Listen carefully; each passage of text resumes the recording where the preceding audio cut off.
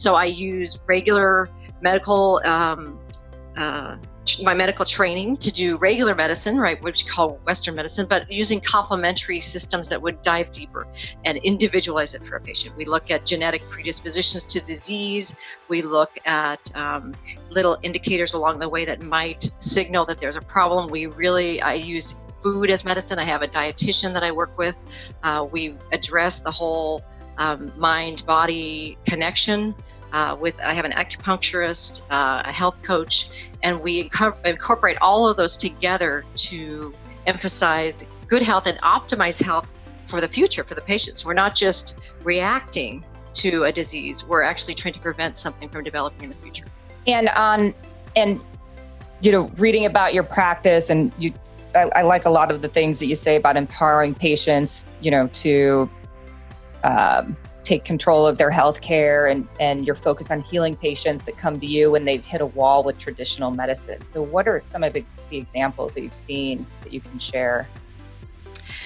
A common patient that presents to me is a patient who's been to multiple providers. And maybe there might be a component of that where they feel like it hasn't been, maybe all the stones haven't been unturned, where they feel like their whole disease has not been addressed, or that they may have been put into a box that doesn't really fit them.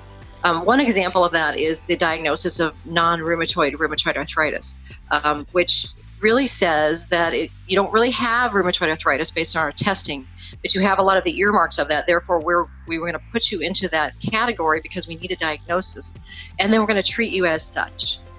Whereas in integrative and functional medicine, we're looking at what other things might be playing into that. So that's an autoimmune disorder that's an inflammatory based. So what are all the causes of inflammation in that patient's body system, whether it's coming from inside their body with the foods that they're eating, or the way their body absorbs things and manufactures things? Are they genetically predisposed to not be able to break down certain substances? Are they being exposed environmentally to something that's changing the way that their body metabolizes?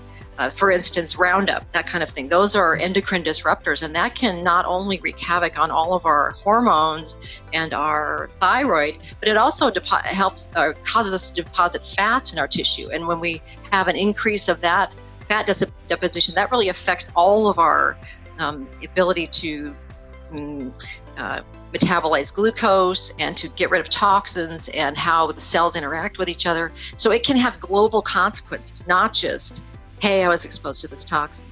And then we really want to look at the food that people are eating. That's something that is not something that we're trained to do in regular medicine very much. I mean, I might have been told, here's some information to give to a diabetic about their diet, but it's so important and crucial to how a body works.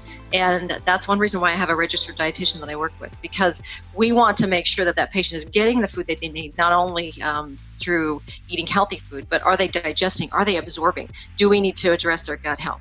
Do we need to find out, are they missing certain vitamins? And if so, why are they missing those vitamins?